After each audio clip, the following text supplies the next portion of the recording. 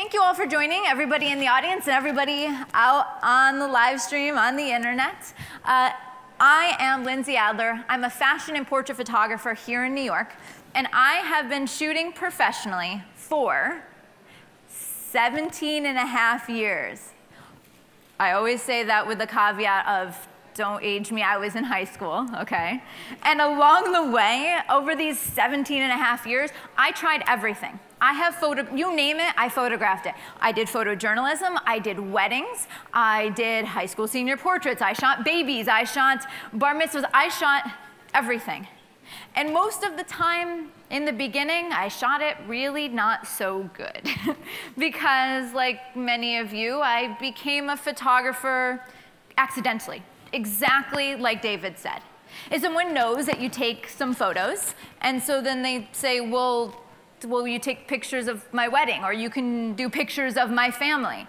And so you kind of stumble along. But the reason it's fantastic that you guys are here is that is what this entire event is about, so that you're not stumbling so much. Because we're going to cover things like technique, but also a lot about the business, how to approach your photography in a much more serious way.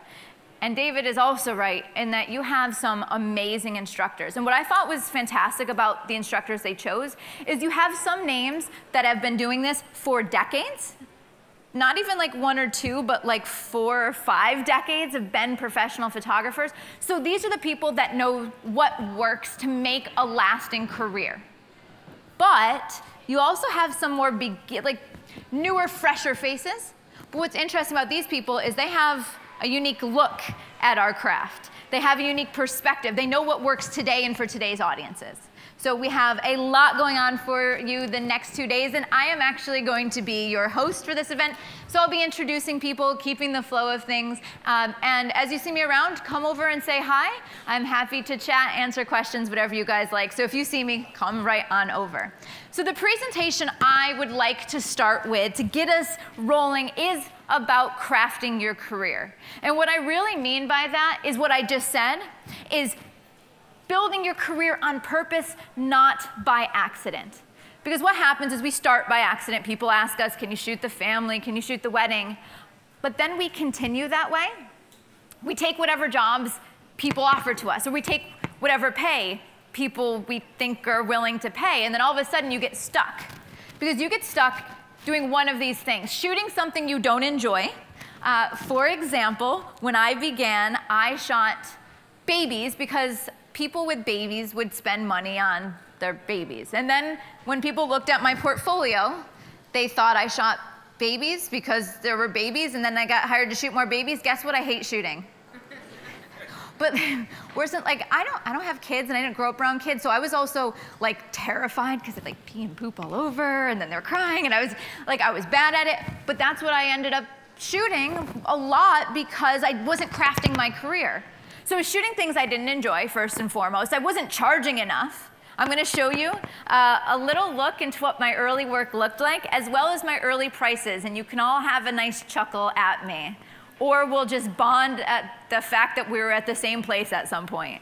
And then some of us get stuck where we really want photography to be our heart and soul, our every moment, but we end up stuck in a day job. Or, last but not least, is just not having a strategy. Like, you're doing this, you're scrambling, you're making money, but it's just luck.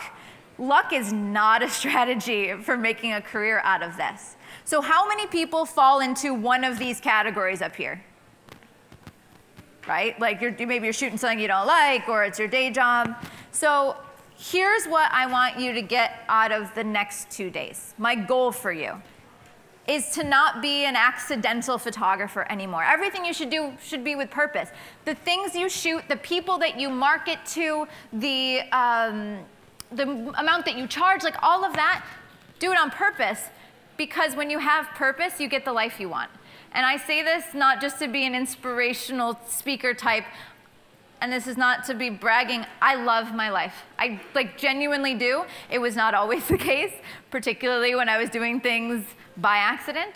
But I get to shoot beautiful things in my style. I have people approach me to shoot the things I would shoot for free. I just don't tell them that, and then I charge a lot. And I think that is a great place to be in photography. I set my schedule, I set my prices, I set my life, I choose the happiness that I want. And I genuinely want that for all of you. But you cannot do it if you aren't purposeful. If you do things on accident, you will not get there. You'll always feel like something's missing. You're always, peddling water. So we're going to be purposeful photographers. So this is my early work. No, this is my early work that looks decent. I'll show you some of the early work before I figured out like lighting and posing and all of that. But this was where I began, and it's fine, but it was not what was fulfilling to me. Now, I live here in New York. I've been here for 8 years, and the type of work I shoot now are editorials for magazines. I shoot a lot for commercial clients, beauty clients, but I also shoot portraits. And the portraits that I shoot, there's actually a couple people in the audience I've actually done their portrait sessions. The portraits that I shoot, I treat like a fashion shoot. There's no right or wrong way for what your portraits or wedding photography looks like, feels like. You got to figure out what fulfills you and pursue that. And so I'm going to get into that today. Now, take a look at 2006. My first package was 1 8x10, 2 5x7s, 4 wallets, including retouching, and the entire session for $59. And it stayed like that for several years. Because if you don't know where to begin with charging, then you just kind of make something up, and it seemed fair to me. And it seemed like something people would be willing to pay. At $59 for that, you go broke and out of business instantly. Most businesses fail in the very first couple of years because of this. And so I'm going to help you figure out better ways to charge and better ways to be purposeful. Nowadays, my portrait sessions start somewhere around $3,200, which means I can take the jobs I want and shoot the things that I want. So $59 is a bad place to start, but I'll help you get out of it. So what we're going to talk about today in this presentation, this is a brand new presentation I've never, ever given before. But I've made it just for you and just for this audience for information that I think would be valuable. Because these are the types of pieces of advice that I wish someone gave to me early on. The things that, there's so many tutorials out there that really cover technique and posing. I have some. Lighting, things like that. But I find that most of the time, the things that help a photographer succeed, you gotta know your lighting and posing, but it's everything else. It's your people skills, it's being deliberate, it's charging enough, it's having a style, it's all of that stuff. So I see some people taking a picture, and so for everyone, feel free to take a picture of this right now, and then you don't need to worry about taking notes or taking pictures of the rest of the presentation. This is the entire PDF you see here for free for all of you, so that you can follow along. My pleasure. Because I know a lot of you are from New York, but I talk New York fast. So pretty soon I'm going to start going, and I'm going to start giving you a lot of information. Okay? So everybody good? All right. Moving on here. Okay. So my very first tip is just to be deliberate. This entire discussion is about being deliberate. But you have to start by asking what success looks like for you, because success can take a lot of different appearances. Like maybe I can make a ton of money shooting babies, but I wouldn't like it and I wouldn't consider myself successful. What does success look like for you? It can be financial, it can be personal, it can be artistic. You really have to analyze that, because how can you be deliberate without knowing where you're headed, where you're trying to go? And so that sometimes is hard for photographers, because you gotta sit down and actually ask yourself, what is it I want in life? Which sounds so like intense. But you do. There's no other way around it. So success can be all of these things. And so when you figure out where you want to go, what type of money do you want to make, or do you need to make to live the lifestyle you need, or to feed your family, or to continue your business? You have to ask those questions. What kind of things do you want to shoot? What kind of things would you shoot for free, but you'd like to make money at doing that? What kind of career and schedule would you like to have? It's all of these things. So you got to figure out where you are now and where you want to be. We artists don't like this kind of stuff. We just like to make pretty pictures. But it takes just as much energy to actually start planning and make a strategy saying, instead of saying, oh, I wish I could do whatever it may be. So where you need to be deliberate, and I'm going to talk about all these things today. We're going to talk a little bit about pricing and value, your value proposition. You have to be deliberate with pricing. You have to be deliberate with your marketing. You have to be deliberate with your customers, who you're trying to reach, and your budget. So this is why I gave you this presentation, because I've got a lot of words up there. But for example, pricing. How many people in this room actually know how much they need to charge to break even? Like actually have run the numbers. So I see 1.5 hands out of the entire room. I mean, as a business, I'm sorry. I'm not judging you because I did it, but I'm judging you because I want you to do it with me. You have to figure out what you need to break even. You have to figure out what your income goals are, like figure out what your base is. What do I have to make? And then what would I like to make? Because you can work backward from there to figure out how much to charge per session or how many sessions you need to book. If you don't have goals, how do you reach them? You have to actually calculate some of these numbers. For customers, in the marketing world, for any business, I'm talking any online business, a software business, a mom and pop store, like any of these businesses have to know who their customer really is and how to market to them, how to reach them. Because you're supposed to be spending about 20% of your business, your budget, on marketing. How many people spend 20% of their business budget on marketing? But you're a good business dude, okay? I see one hand. But when you figure out who to market to, then you're not just spreading your money thin and crossing your fingers and hoping. And then if you do need to add that 20% budget, you don't feel like you're wasting it. You see, oh, I'm reaching right out to that target audience. I've made my money. You're getting return on that. Figuring out that, okay, yes, I know B&H would love for you all to buy lots of gear. However, most of us spend far too money on gear and not enough money on the other things needed to help us succeed. So you got to figure out your budget. And then creative decisions. Who are my dream clients? How do I attract them? So one of the things I wanted to share for you is an exercise that you don't need to do right now, but something that you should do at home. And this isn't any marketing class. This isn't unique to me or unique to photography, but it's doing something called a customer profile or a customer avatar.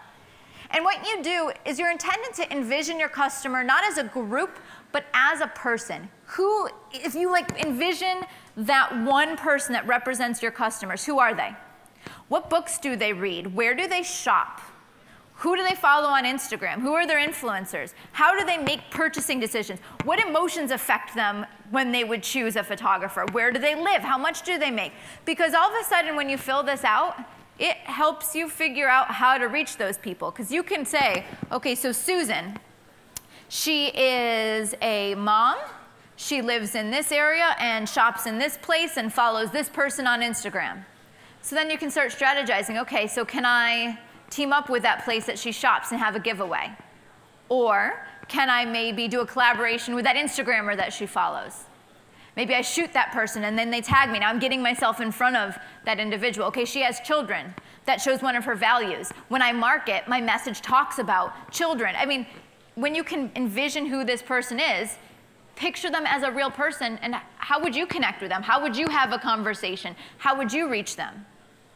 But when it's this nebulous person that pays me, then you kind of just throw darts at a board and you cross your fingers. So this is an exercise I really encourage you to do for your business. Fill out who is your client or who is your ideal client. Who are the people that you want to be paying you? Now, speaking of this, right, there's a difference between the client you have and the client you want. Or ideally, eventually there won't be. And so you need to be deliberate about what you shoot as well. I talked about being deliberate with your pricing and being deliberate about your marketing and deliberate about all of those things. But just like me shooting babies, you have to actually be deliberate with what you shoot. And so my next tip, my next suggestion is that you shoot the type of things you'd like to be hired for. That's how you get to the point where eventually you're getting paid to shoot the things that really fulfills you and really energizes you. So you need to try to figure out what that is. Now, there's nothing wrong with shooting babies, and there's nothing wrong with shooting graduation photos, but for me, this wasn't deliberate. What it was accidental, what people were paying me to do. And so what I started to do is I started to figure out what really fulfilled me and what I really enjoyed.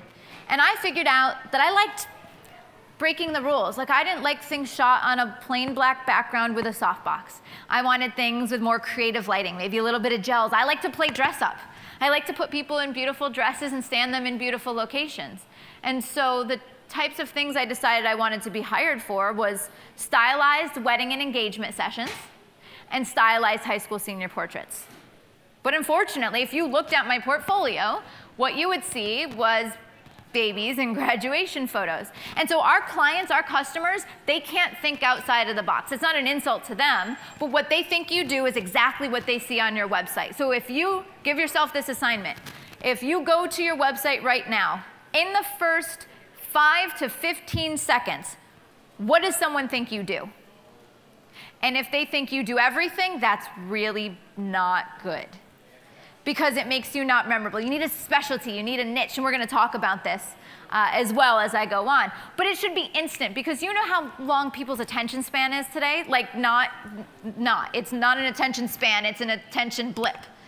And so you should be able to go to your website or go to your Instagram or whatever you use for marketing and instantly know who you are and what you're all about. And so if there's something you would like to shoot, people aren't going to guess and hope you do it or ask you to do it. You better have it in your portfolio. So to shoot the type of things you'd like to be hired for, I absolutely recommend, as important as anything else you do, is you schedule 2 creative days per month.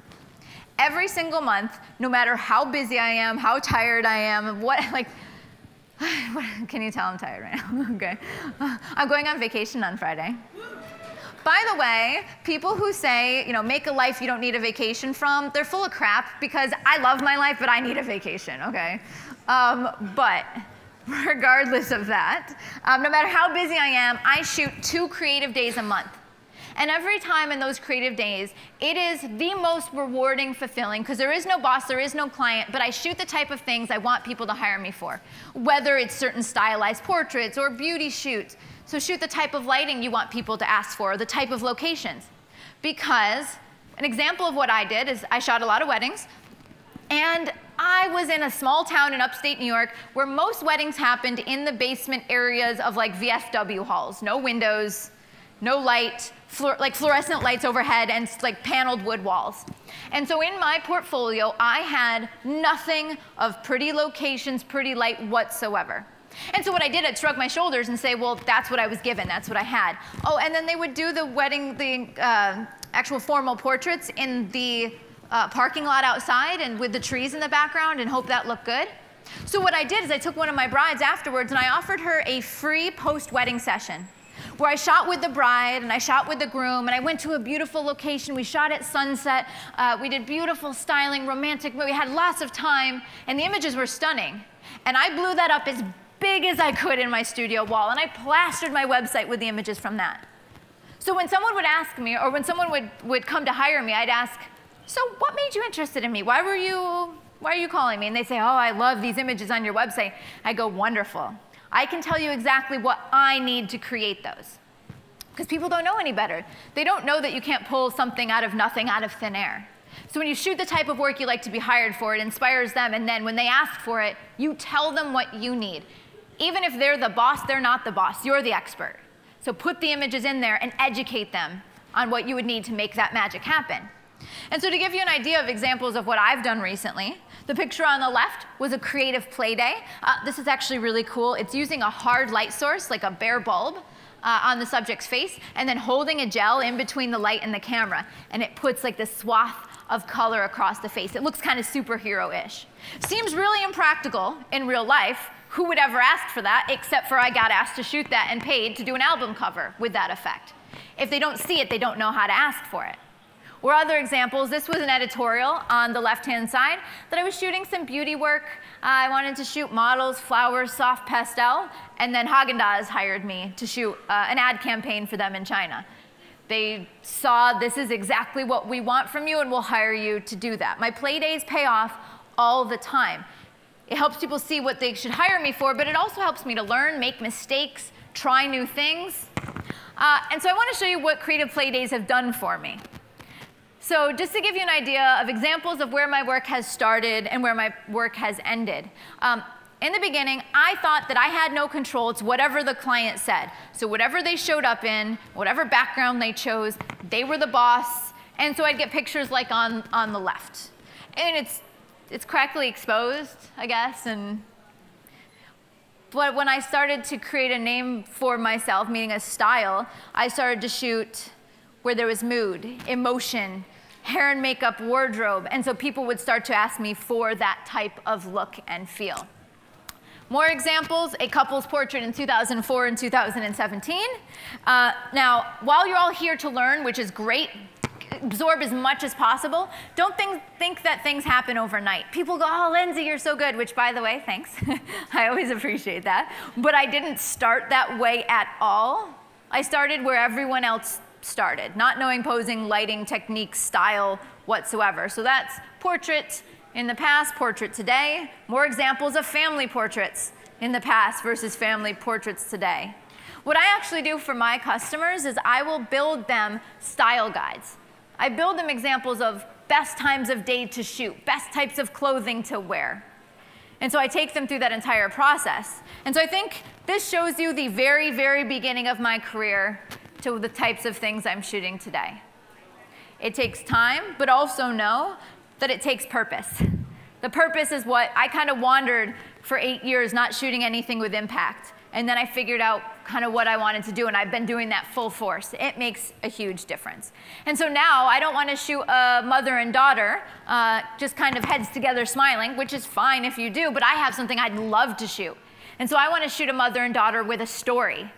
The mom was a dance instructor. The daughter is now a professional ballerina. And I want to have something with mood and styling. And so I give them a link to an online dress company and tell them to get matching dresses but different colors. Like I'm creating these types of images. They would have never have asked me to do that if I didn't have this type of work in my portfolio. Or stylized engagement sessions. It's this kind of work which they say, oh, I love this. And I say, great, the VFW Hall parking lot's not going to work.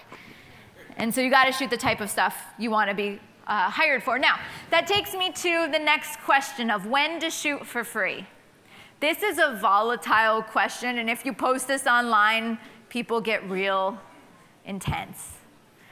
Because if you shoot just anything for free, yeah, I mean, you probably are taking money from other photographers. If it's like, hey, I've got this event, will you shoot it for free? Yes. So like, when is it okay? When is it okay to shoot for free? Just know that if someone says shooting for exposure, what it means is, well, I know we're important and you're not, so come shoot us. Like, that's what they're trying to say. And so if they hire you for exposure and don't pay you, they will never pay you. If they don't pay you up front, you're never going to see that money. They're lying if they say otherwise. And so, you know, these kind of memes of like, all right, yeah, compensating me in exposure, and then what am I going to do? Can I eat with that? Can I pay my bills? So it's not exposure that you should shoot for free, but instead shooting something where you're the boss, you're in control of the creative vision, producing images for your portfolio that moves you towards your dream client. You should do this twice a month. And you're not shooting for free because someone asked you to and it's saving them money. You're shooting for free because it's moving you towards that goal. It's moving you towards being purposeful. That's the difference. So basically, if they're making or saving money from your images, I don't know, I'd be real cautious about it. It's got to be you're the boss, your vision, because if they're doing it for exposure, it's not going to work. So I shoot twice a month for free, but it's because I picked the subjects, and I picked the styling, and I picked the vision. Now, when I shoot, this next tip I have for you is every time I shoot, I don't just shoot different things. I shoot with a goal, and I shoot with a style. So my next tip for all of you is the thing that took me the longest to learn. And for those of you who are beginners, this is not something you have to worry about immediately. Learn your technique, learn your posing, learn your lighting. That's fine. Like, don't worry about this too much. But eventually, style is not an option. If you want to be better, then good. Like if you want someone just to hire you because, oh, that person's a photographer and they have a camera, then don't have a style. But if you want someone to hire you because they love your work, you have a vision, you have to have a style. And when you have a style and a vision, if they want that, they can't go elsewhere. If they're hiring you because you have a camera, they can go anywhere. And so it's your way of standing out and making yourself needed and making yourself wanted as a photographer. So let's talk about this style.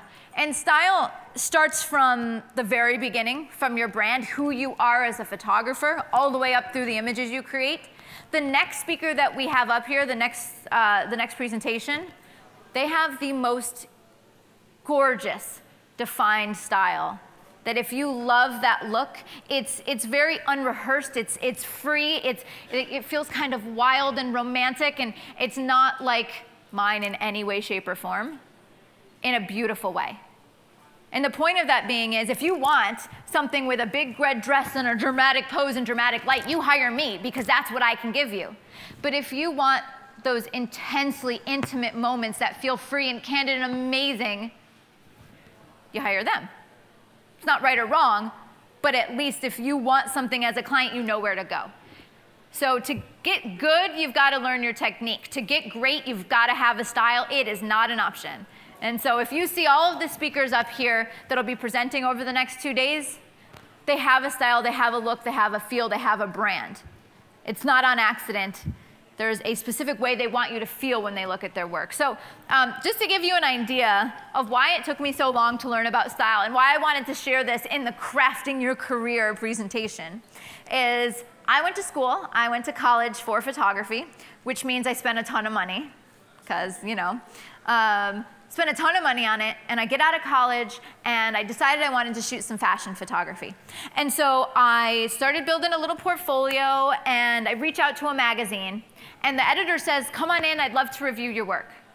And I was like just out of college, so I did a little bit of a, you know, like a little bit of a, okay, I think I've made it already. And so I go in, and I sit with this editor, and I have a print portfolio. And he flips through my print portfolio, and he goes through the whole thing, and he looks at it, and he closes the portfolio, and he passes it back to me, and he goes, yeah, I would start again.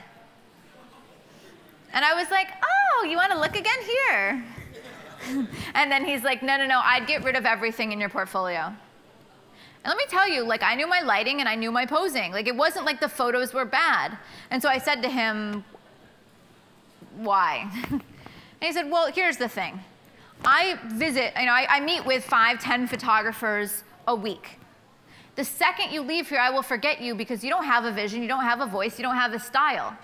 I'm not going to remember someone who shoots a little bit of everything. You've got to have something to say with your images. But I know for a fact that it's the same thing for wedding photography. If somebody is looking at wedding photographers, and you've got a little bit of everything, no particular lens through which you see the world, it's just you shot what was there and kind of made it pretty, but no particular personal twist on it, you're much less likely to be remembered. And if you're the person on your website that has weddings and babies and events, when they need a wedding photographer, they don't go to you. They go to the specialist. They go to the person who specifically does weddings.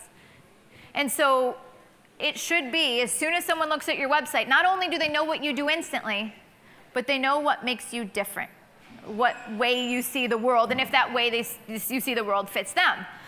So you do have to find your style, and I'm going to give you examples of what this means.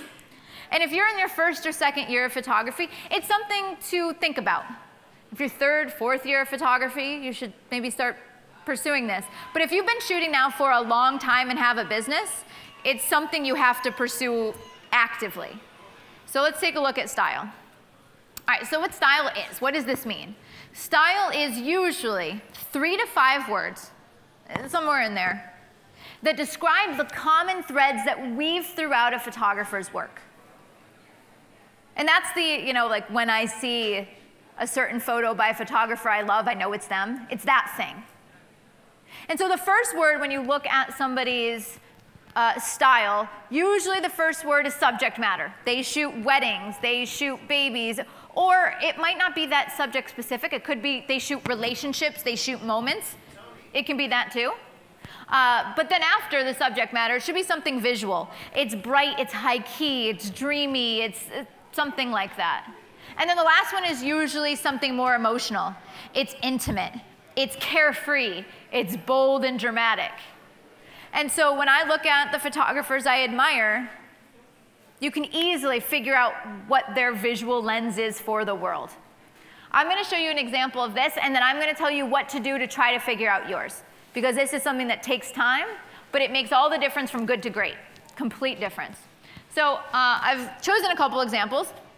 First one, I've chosen one of my best friends in the whole world because she has such a unique and beautiful style. So I asked Brooke, tell me what your style is, 3 to 5 words. She said, okay, my subject matter is fine art. My kind of visual elements is I shoot dark and painterly. So it's dark color tonalities, it's dark subject matter. She's kind of weird and it's a little bit creepy. I tell her she's the most normal weird person or most weird normal person I've ever met. And you could, if you look up her work, you'll know what I mean. So it's kind of dark, it's painterly in the approach, in the lighting, and the color palette. And then emotionally, it's whimsical. It's never rooted in reality. There's always a little bit of fantasy. And so if you take a look at her work, you can see this style consistently in the way she shoots the subject matter she shoots, the color palette that she shoots, the way she treats the subject matter, the emotions, the storytelling. So this is a beautiful example of style.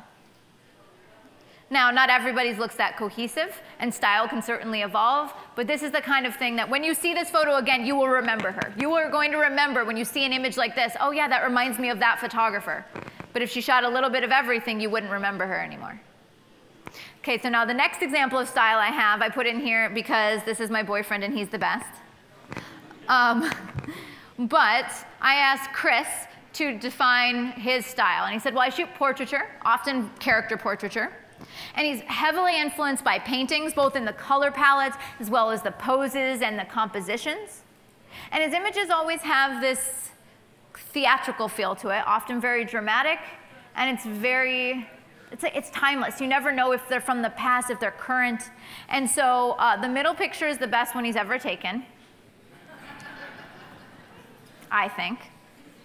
But when you look at this, there's a clear way that he sees the world. There's a clear way that he creates. And so if you want that particular visual, you know who to hire. And it'll make him more memorable. And so when you look at his portfolio or you look at his Instagram, it's instantly recognizable as his style. And then it makes him more memorable. And then my style, I shoot things that are very bold, bold colors, bold poses, bold styling. It's really clean, graphic compositions. And I shoot fashion and beauty photography. And this is an example of some of my fashion and beauty work. This is where I worked my portfolio to. And now I'm starting to craft it in slightly different directions. Your style doesn't always have to stay the same. It can evolve. Now, real quick, a note about your own style.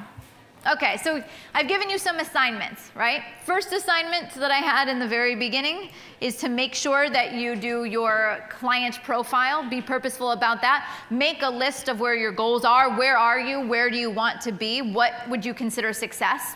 Gotta take a look at these things. But the next thing is figuring out your style.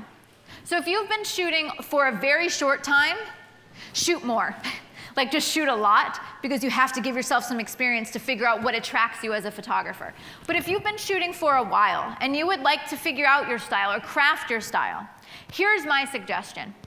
Go through your images and pretend right now in front of all of these people and everybody online that you had to come up here and show only 3 to 5 images that should define you as a photographer.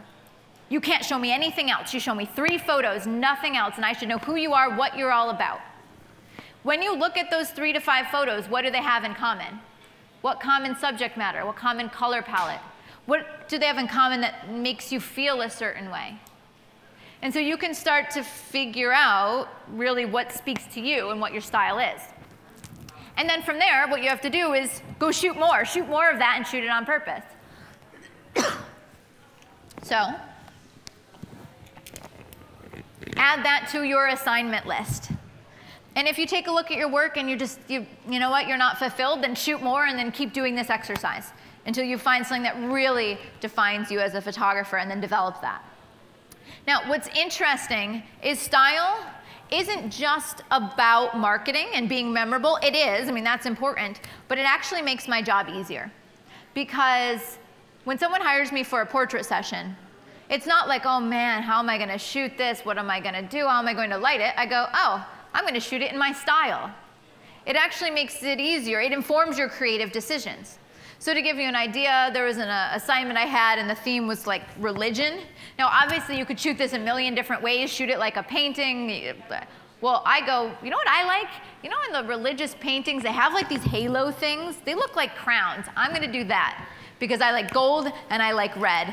And because I shoot fashion and I like bold colors and strong women, I was inspired by the Dolce & Gabbana, one of their campaigns.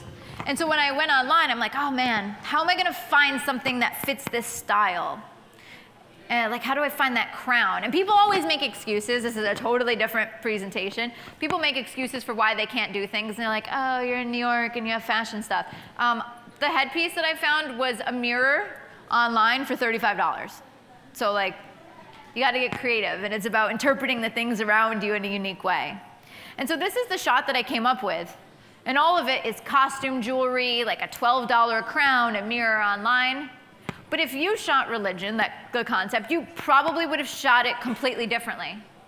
But for me, it took me 2 seconds to kind of figure out what I do because I have a style and a vision, so it makes your life easier. Same thing if I was given the style of film noir. I go, okay, well, film noir. I love kind of the really strong female, the big, beautiful hair. I like the color red. I want dramatic lighting. And because I have a style, I went, I got a phone online, I got a wig, and then I shot this photograph. But probably how you all would shoot film noir or some theme like that would be totally different. So style is great for marketing, making you memorable, making you in demand, but honestly, it makes the creative process easier. It comes with practice, of course. Now, I showed you fashion stuff, but obviously, most of us here are portrait and wedding photographers. I don't shoot weddings anymore, I used to, but I do still shoot a lot of portraits. And so let's take a look at how I would shoot a portrait. My style is clean, bold, graphic. I shoot women strong. I use bright colors. I use a lot of contrast. So when I shoot a ballerina, this is how I shoot a ballerina. This woman, young lady, is a professional ballerina in Seattle. And so there's a million ways you could shoot a ballerina, but if you hire me, it'll be clean, bold, graphic, bright colors. Or when I shoot a maternity session, this is how I shoot maternity. I don't shoot a lot like people typically would, soft, flowers, high key. But if you want soft flowers, high key, you just don't hire me, which is fine.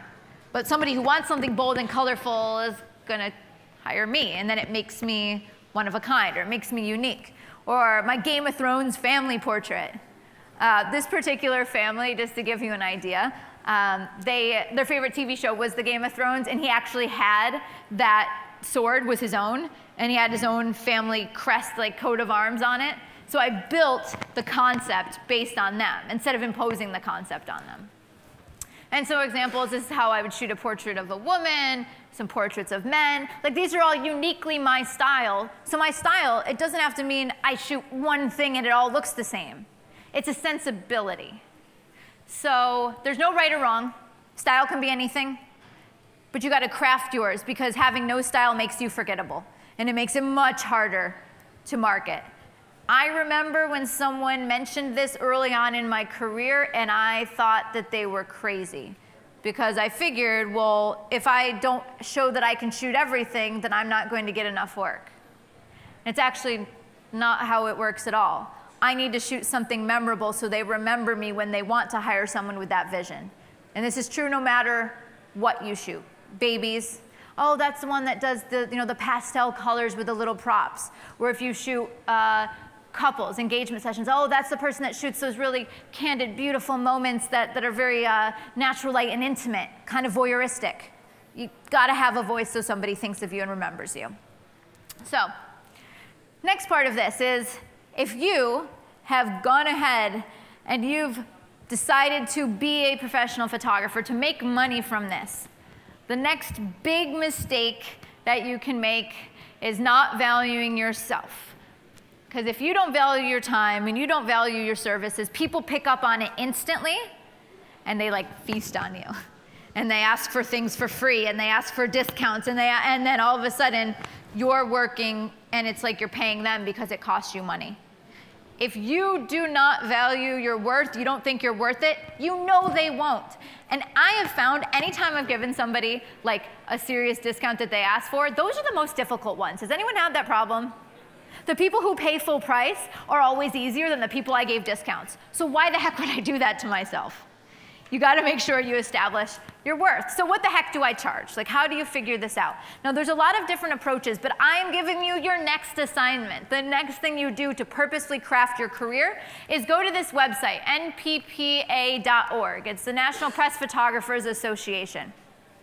And what it does, there's a little page on there that allows you to fill in what your cost of business is.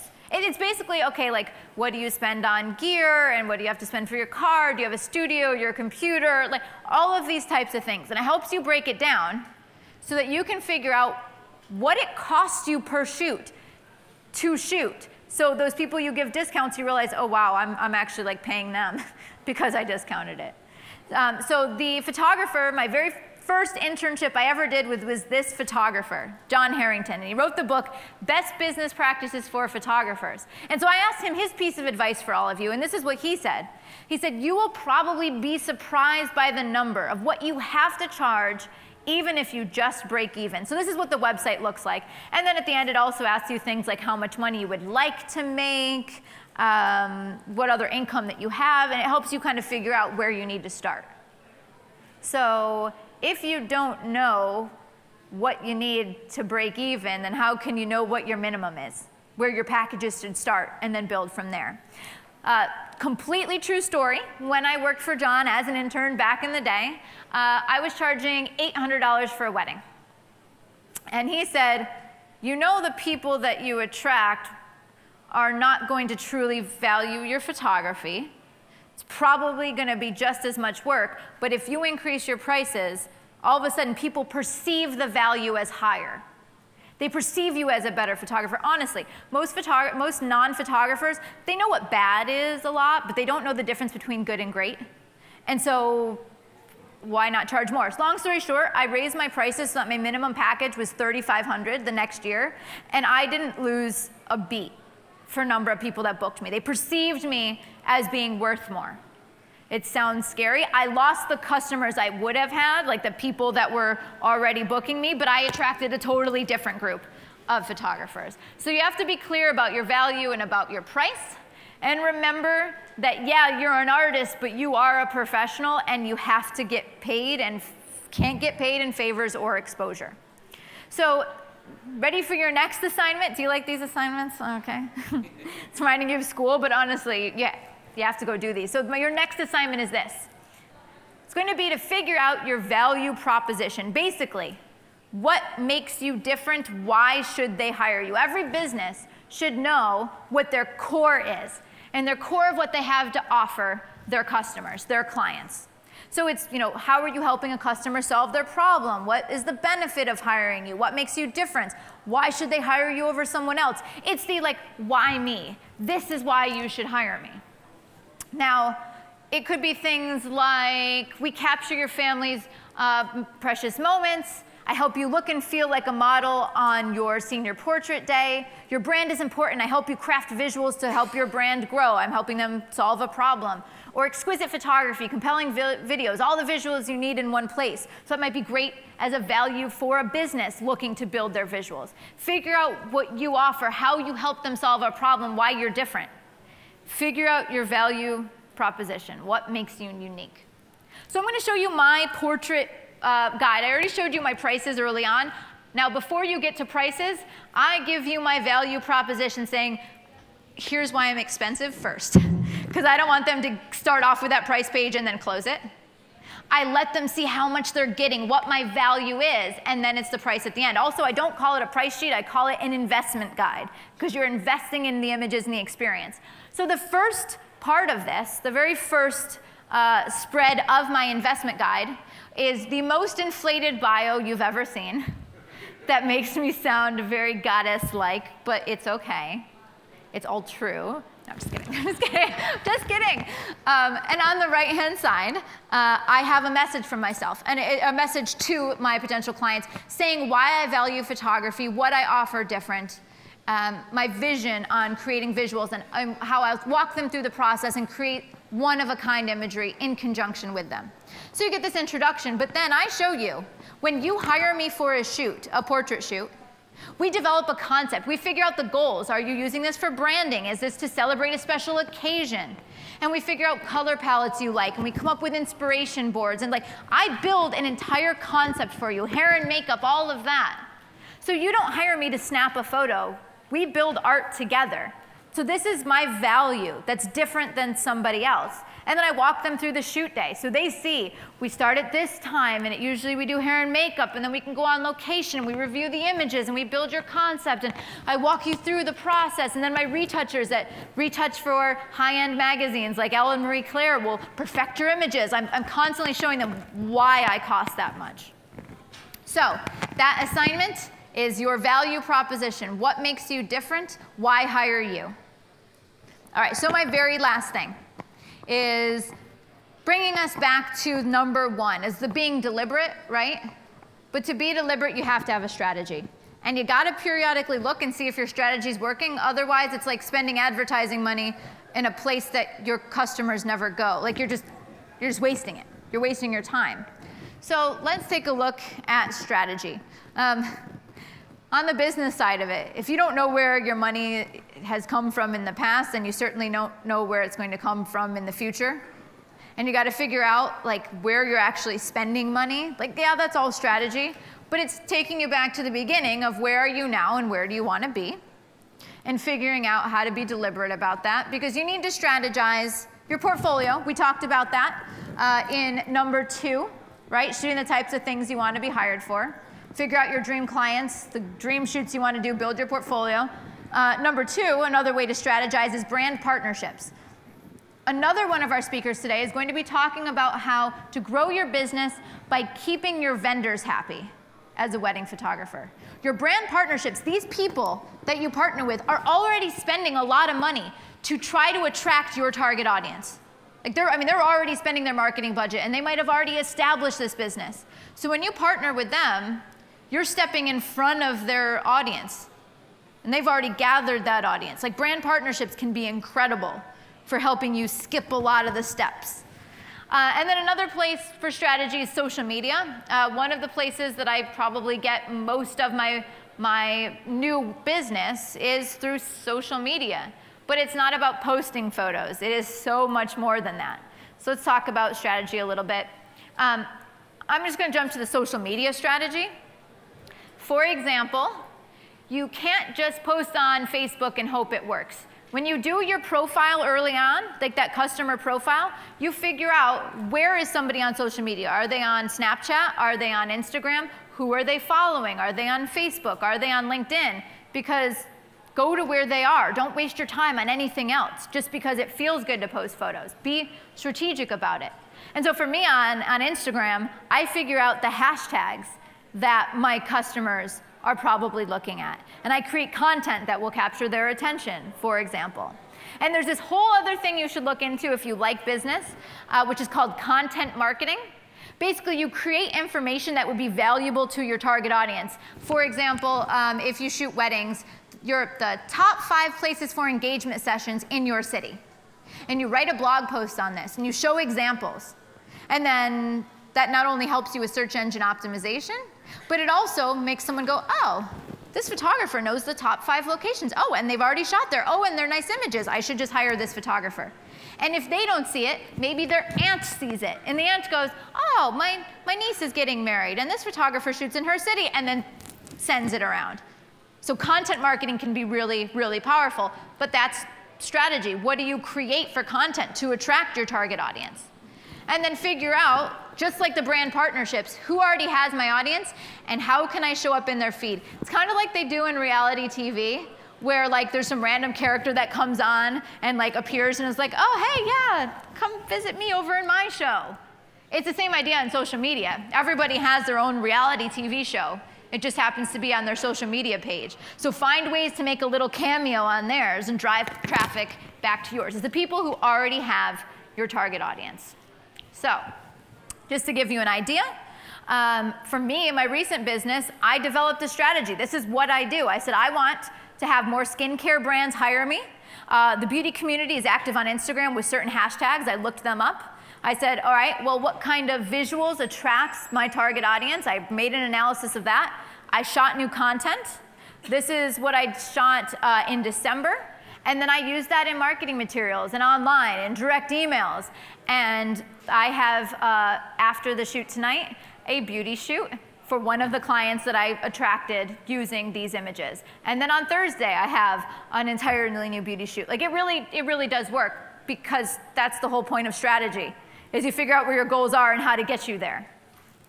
So to kind of put this all together, obviously you have to analyze what you do. You got to take a look, because where am I spending money? Where am I spending my time on social media? There's a lot of apps out there and a lot of tools that help you figure out where is your time leaking. Because you know how it never feels like there's enough hours in the day? There's probably certain places that you're wasting your time that's not giving back to you. You have to try to analyze and figure out what that is. So when you craft your photographic career, you have to be deliberate to figure out where your goals are, where you want to be. You have to shoot what you want to be hired for, and then get a style so that you're memorable and you attract the people that want what you have to offer. But then from that, you got to figure out, okay, when you actually attract those people, what are you going to charge? What's your value? What makes you unique? And then you got to see if it's working. You got to get a strategy. You got to analyze it.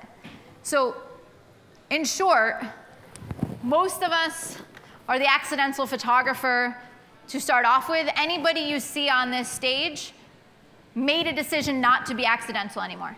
Everybody that you'll see up here made a decision to be purposeful and to develop strategy and to be deliberate. And so I know every single one of us up here wants the same for you. And so that's the type of content that we're producing.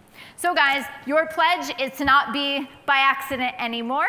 And I look forward to seeing your style, your images, and hopefully for you making a ton of money. All right? Thank you, guys.